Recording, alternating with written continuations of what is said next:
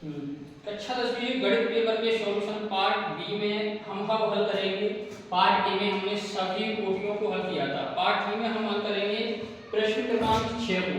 Set D की set का प्रश्न क्रमांक 6 दिया हुआ है 4u² प्लस के 8u 4u वर्ग प्लस के 8u। इसको हम इसके हमें शून्य ज्ञात करने हैं तो 4u कॉमन ले लेंगे, यहाँ से u प्लस के 2 बचेगा तो 4u 4u बराबर 0, u प्लस के 2 बराबर 0 तो u बराबर हो जाएगा 0/4, u बराबर हो जाएगा -2। तो हमारे ये शून्य हो जाएंगे, अतः अवशिष्ट शून्य क्या होंगे 4 का भाग 0 में लेंगे तो 0, -2 ये इसके शून्य होंगे। इसके बाद इसका अथवा वाला प्रश्न है वो भी मैं यहाँ हल करेंगे अपन। अथवा वाला प्रश्न कह रहा है, कहाँ गया, हाँ, एक द्विघात बहुपद ज्ञात कीजिए जिसके शून्यकों का योगफल। तो शून्यकों का योगफल दिया है, कैसे प्रश्न हल करेंगे, दिया है शून्यकों का योगफल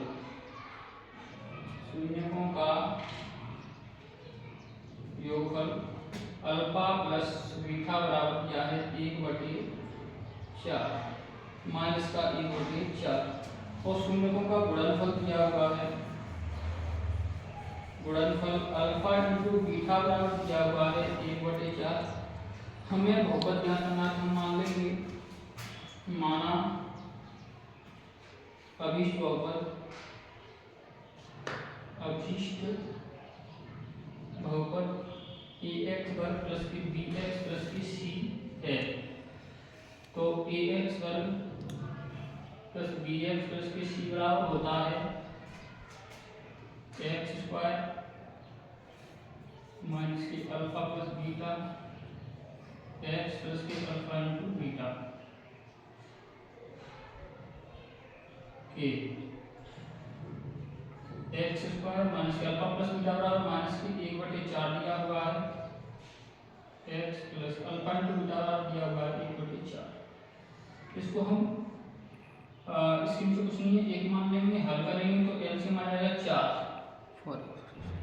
एलसीएम 4 आ जाएगा तो ये हो जाएगा x² प्लस का x प्लस का 1 और माना कि बराबर 4 मान लिया मैंने, ये बराबर क्या मान लिया 4, क्योंकि के कोई पूर्णांक रहता है यहाँ पर, कि कोई भी पूर्णांक हो सकता है। तो मैंने मान लिया के बराबर 4 है, तो इसको मैं यहाँ हल कर देता हूँ।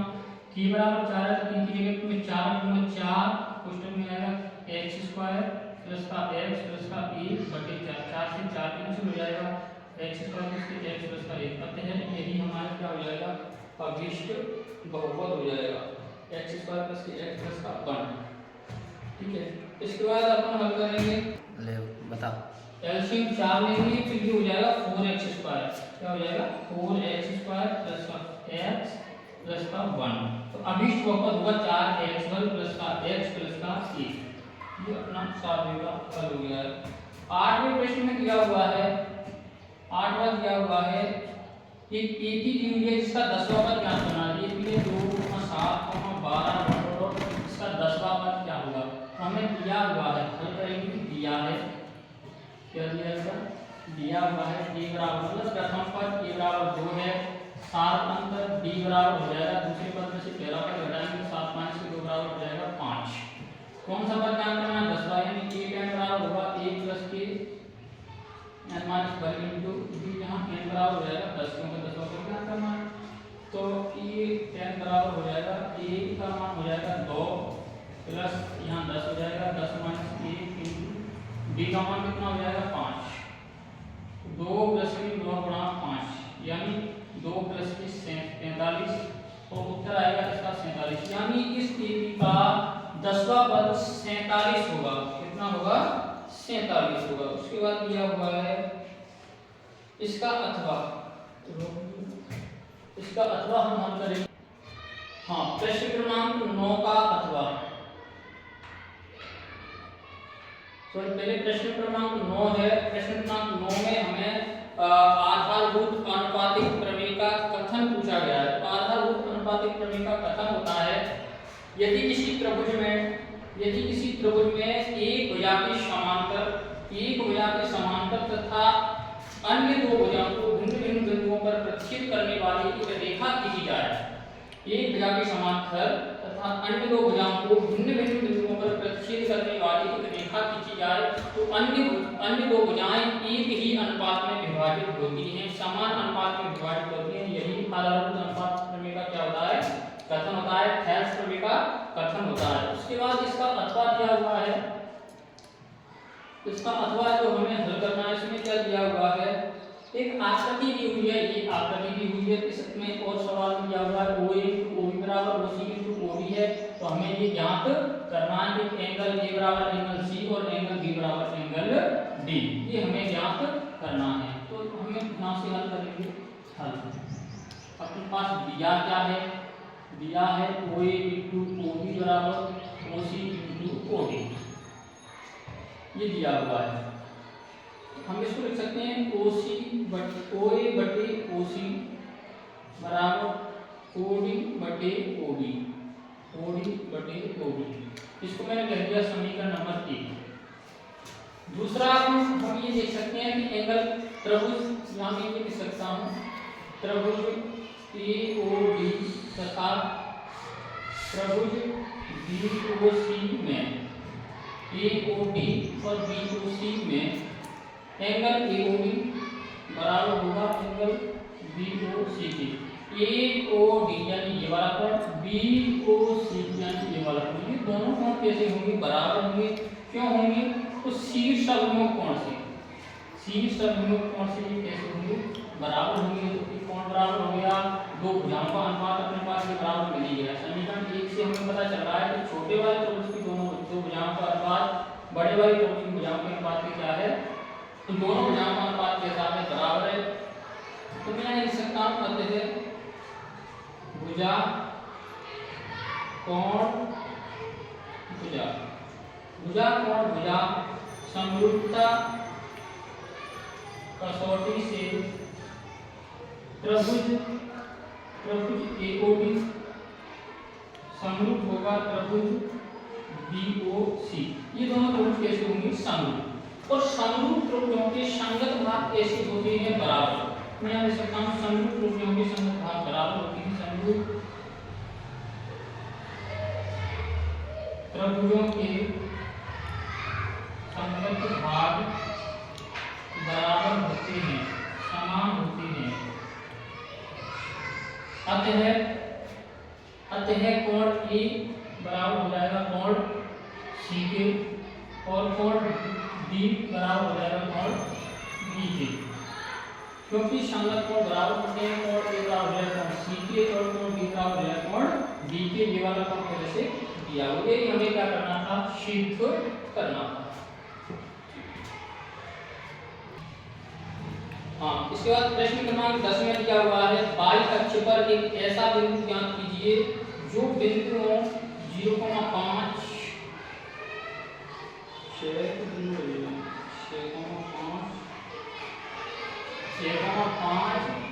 और 4,3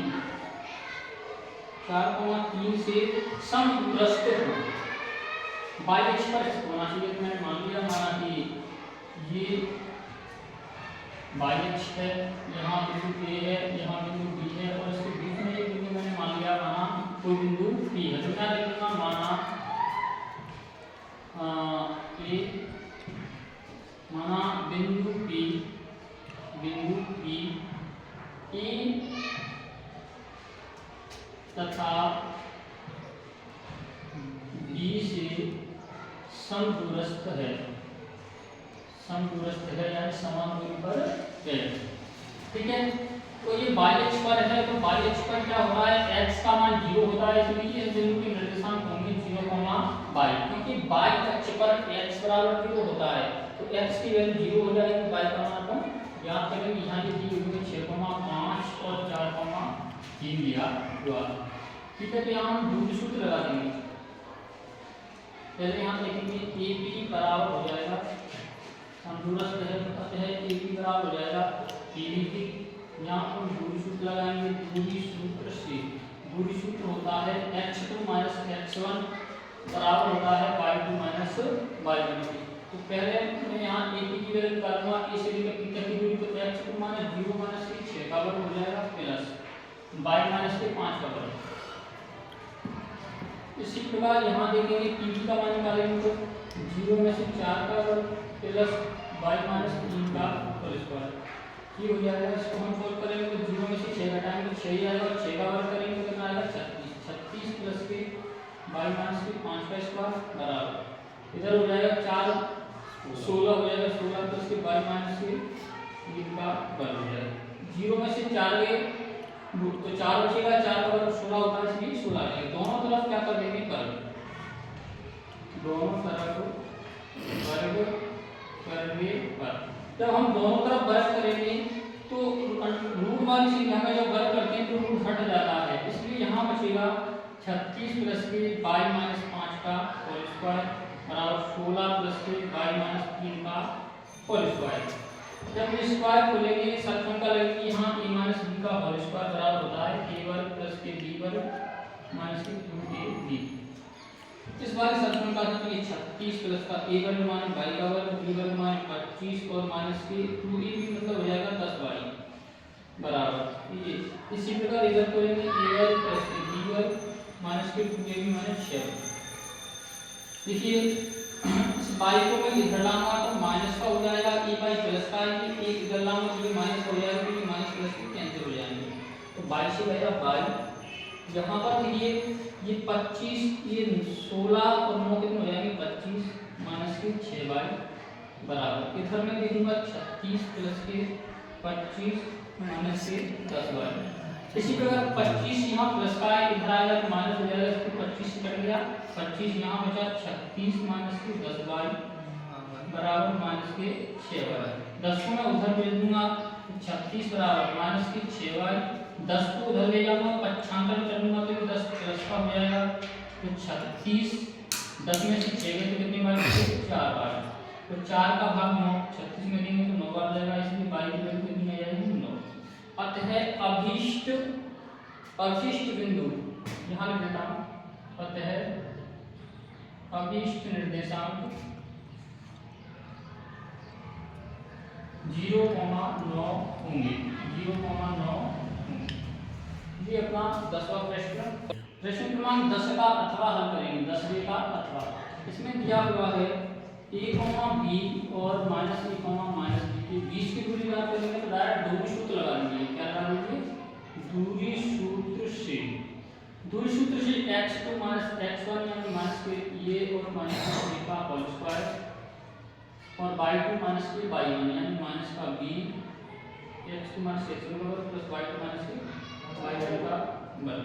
ये हो जाएगा माइनस a और माइनस a माइनस के 2a हो जाएंगे। इसी प्रकार माइनस b और माइनस के 2b हो जाएंगे। ठीक है, यहाँ हम देखते हैं माइनस के 2 का होल स्क्वायर करेंगे तो 4a वर्ग हो जाएगा, हो जाएगा। दोनों जगह से 4 कॉमन ले लेंगे, 4 कॉमन लेंगे तो रूट के अंदर बचेगा a वर्ग प्लस का b वर्ग। 2 को रूट से बाहर निकालेंगे तो 4 को रूट से बाहर निकालेंगे तो 2 निकलेगा और रूट में बचेगा a वर्ग प्लस b वर्ग। ये भी अपना क्या हो जाएगा, उत्तर हो जाएगा। अतः अभी शुरू में बीच की दूरी कितनी होगी 2a वर्ग प्लस